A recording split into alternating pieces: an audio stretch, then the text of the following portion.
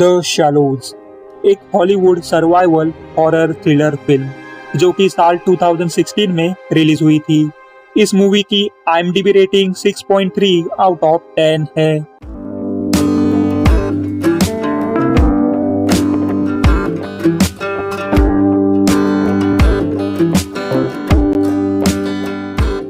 कहानी की शुरुआत में मेडिकल स्टूडेंट नैन्सी एडम्स एक पर्सनल वेकेशन के लिए मेक्सिको में एक बीच की ओर जा रही है।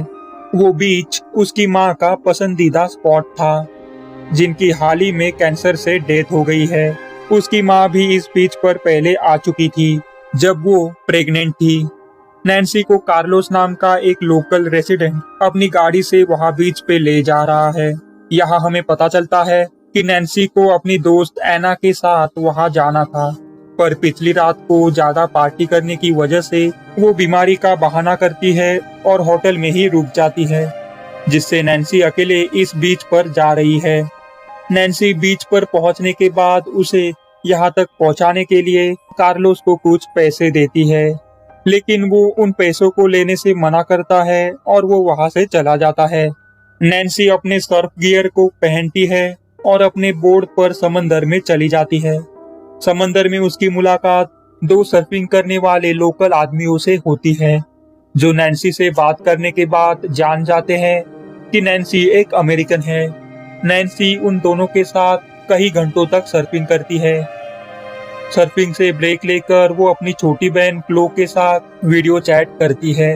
उस चैट में वो उससे इस बीच के बारे में सब कुछ बताती है और वो आगे कहती है कि कैसे उनकी माँ सही थी कि ये बीच स्वर्ग जैसा है। नैन्सी फिर अपने पिता से बात करती है, जो जानते हैं कि नैन्सी अपनी माँ के लिए वहाँ बीच पर गई है। उनके बातचीत से हमें पता चलता है कि नैन्सी एक सीनियर मेडिकल स्टूडेंट है, लेकिन हाल ही में उसकी माँ की डेथ के कारण उसने ग्रेजुएट होने से पहले ही मेडिकल स्कूल छोड़ने का सोच लिया है। नैन्सी थोड़ी और सर्फिंग करने के लिए वापस समंदर में चली जाती है। वे दो आदमी नैन्सी को बाय करते हैं और वहां से निकलते हैं। वे उसे यहाँ ज्यादा देर न रुकने के लिए भी कहते हैं। थोड़ी देर बाद नैन्सी को एक व्हेल की डेड बॉडी ऊपर तैरते हुए दिखाई देती है। खतरे को भांपते हुए नैन्सी एक लहर पर सवार होकर वापस किनारे की ओर जाने की कोशिश करती है, लेकिन जैसे ही वो उस पर सवार होती है, एक ग्रेट व्हाइट शार्क उससे टकरा जाती है और उसे सर्फ बोर्ड से नीचे गिरा देती है। नैन्सी वापस बोर्ड पर चढ़ती है और पैडल मारकर वापस जाने की कोशिश करती है, लेकिन शार्क उसके बाएं पैर पर काटती है, जिससे उसका बहुत सारा खून पानी में फैल जाता है। नैन्सी शार्क से बचने के लिए तैरकर उस मरी हुई व्हेल पर चढ़ जाती है। वो उसके पैर से होने वाली ब्लीडिंग को रोकने के लिए सर्फ बोर्ड के एंकल स्ट्रैप को टूर्निक्वेट की तरह यूज करती है। वो उधर से उन दो लोकल सर्फर्स को हेल्प के लिए आवाज लगाती है, पर वे आदमी नैन्सी को नहीं सुन पाते और वे गाड़ी में बैठकर चले जाते हैं।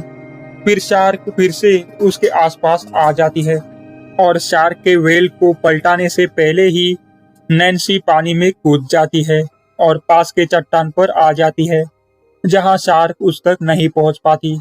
नैन्सी फिर पैर के फटे हुए मांस को एक साथ रखने के लिए अपने झुमके और चैन का उपयोग करके टाका मारने की कोशिश करती है, जिससे उसे काफी दर्द का सामना करना पड़ता है।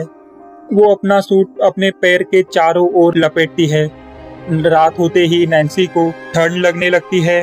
वो गर्म रहने के लिए अपना सूट वापस पहन लेती है और पैर में ब्लड फ्लो होने के लिए टूर्निकेट को भी ढीला कर देती है और वो एक घायल सीगल के साथ उस चट्टान पर रात बिताती है, जिसे शार्क ने घायल कर दिया था, और नैन्सी प्यार से उसका नाम स्टीवन सीगल रखती है। अगली सुबह किनारे पर वो देखती है कि एक शराबी आदमी रेत में बेहोश हो गया है। वो उसे हेल्प के लिए आवाज लगाती है और उसका ध्यान अपनी ओर खींचने में सफल होती है। नैन्सी मदद बुलाने के लिए उसके मोबाइल से कॉल करने के लिए अपनी बैग की ओर इशारा करती है। वो आदमी उसके बैग की तरफ जाता भी है, पर वो आदमी उसका फोन और वॉलेट चुरा लेता है और वो उधर से जा रहा होता है। तभी वो देखता है कि एक सर्फ बोर्ड पानी में तैर रहा है और वो उसे लेने के लिए पानी में चला आता है। पानी में शार्क है, ये नैन्सी उस आदमी को चिल्लाकर बताने की कोशिश करती है, पर तुरंत बाद शार्क उस आदमी को मार डालती है।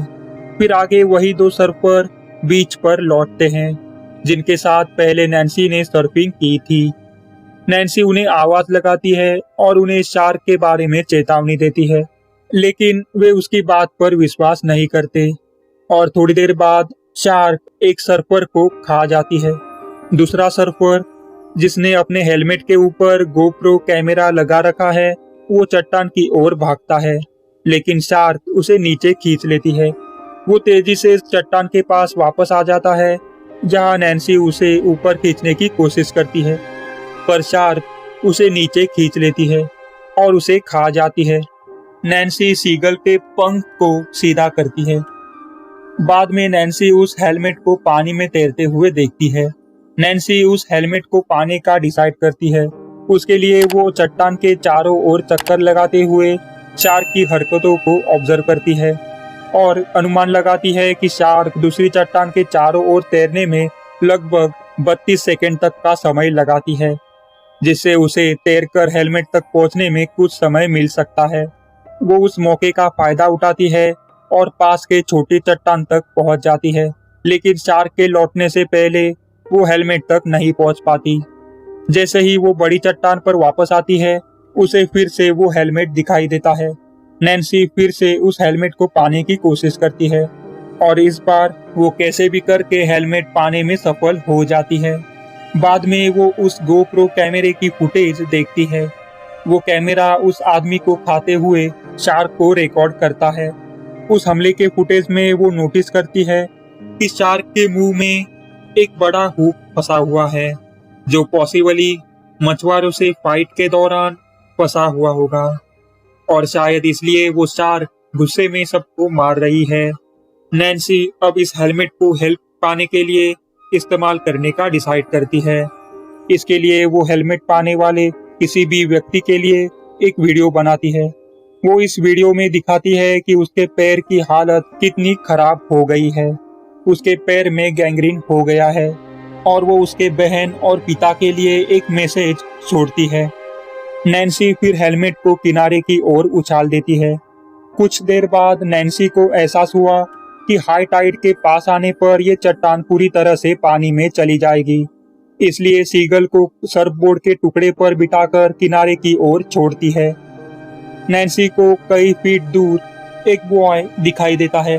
वो उस तक पहुंचने के लिए अपनी योजना बनाती है और शार्क जब उससे थोड़ी दूर होती है तब वो उस बॉय तक जाने की कोशिश करती है और पानी में कूद जाती है। शार्क उसका पीछा करती है और वो उसे बचने के लिए जेलीफिश के बीच से तैरती है, पर उसके कंधे पर जेलीफिश का स्टिंग लग जाता है। वो बॉय के रॉड को पकड़कर उस पर चढ़ने की कोशिश करती है, पर वो रॉड के साथ शार्क पर गिर जाती है। वो बचने के लिए उस रॉड को शार्क में घुसाती है।